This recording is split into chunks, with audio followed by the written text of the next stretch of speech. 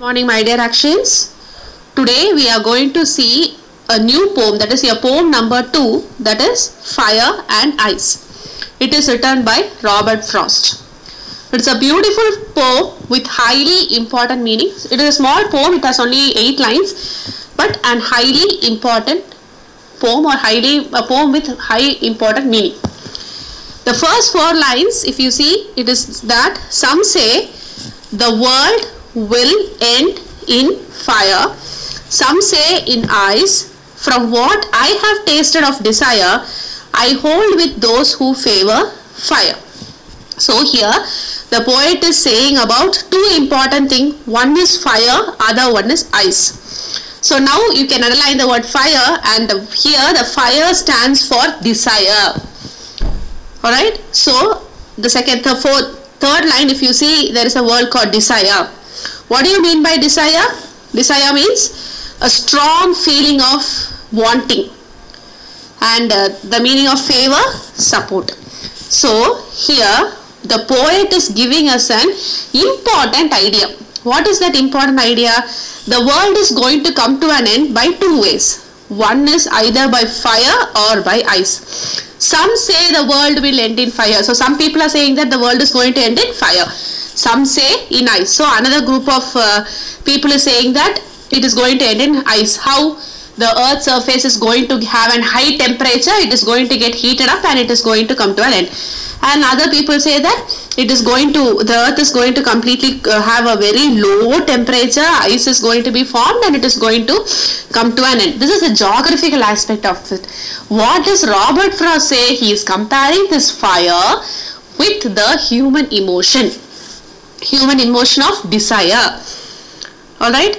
So this human emotion desire is going to have a very destructive feature which is going to come to an end.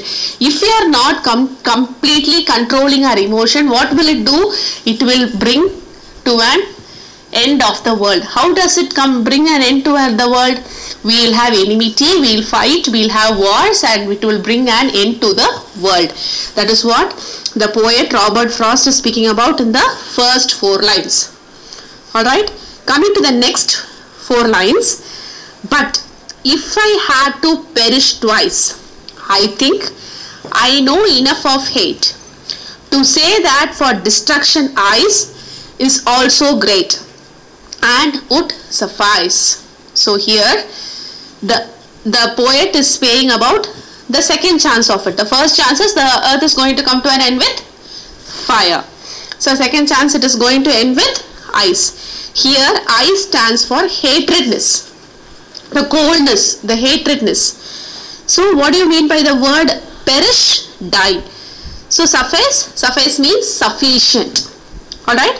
So now what does the poet says in this 4 lines is, so if there is a chance of earth coming again and destroying for the second time, he has already seen the fears, or he has already seen the effect of fire.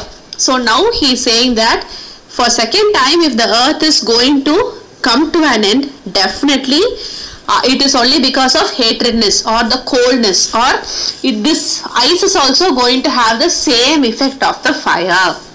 So we should always have control over our emotions. We should not have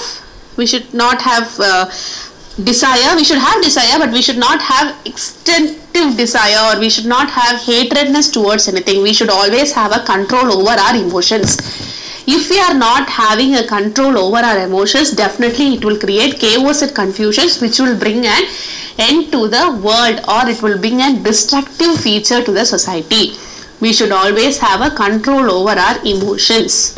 This is what the moral that Robert Frost is trying to give us through this poem, The Fire and Ice. Alright, so now we are going to move to the poetic devices that is being given in the poem. So the rhyming scheme of this poem, if you see, it is A, B, A, A, B, A, B, C, B, C, B. If you see, the last line of the poem will always end with the same pair of rhyming words. That is what we call it as rhyming scheme. If you start giving it with alphabet A, B, C, you can mark it. And the main important things that we are used is two poetic devices being used. One is alliteration, other one is personification. Alliteration, you know that the repeated constant sound in the line of the poetry is called as alliteration. What are the words that is being alliterated here? Favor, fire.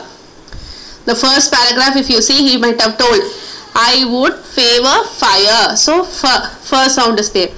And one more is there, world will. In the second paragraph, first paragraph, the world will end in fire. Alright. And another poetic device that is being used is personification. You know, what do you mean by personification? Personification is giving human qualities to an inanimate object or which doesn't have life. Here, human qualities. What are the human qualities? Destructive force of desire and hatred. This fire or ice is not going to have any desire or it is not going to have any coldness, but that features, human features are given to these two objects. So it is considered to be personification. One important thing that we are going to learn newly in this poetry is paradox. What do you mean by paradox?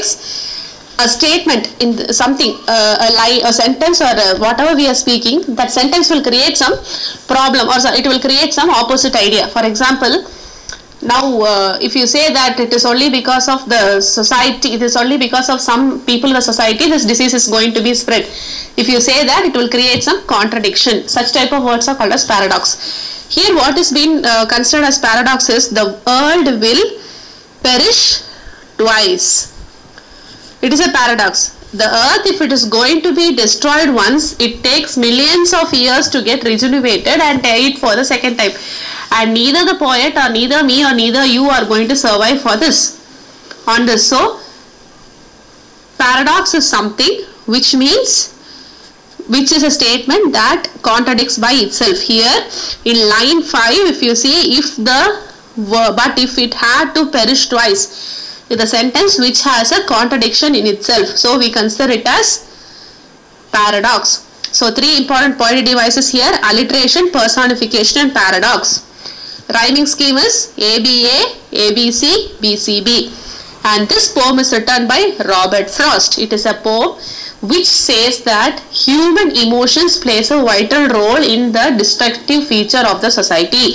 We should control our emotions so that we will be having a peaceful environment, or else it will create chaos and confusions. Alright, thank you children. Have a good day.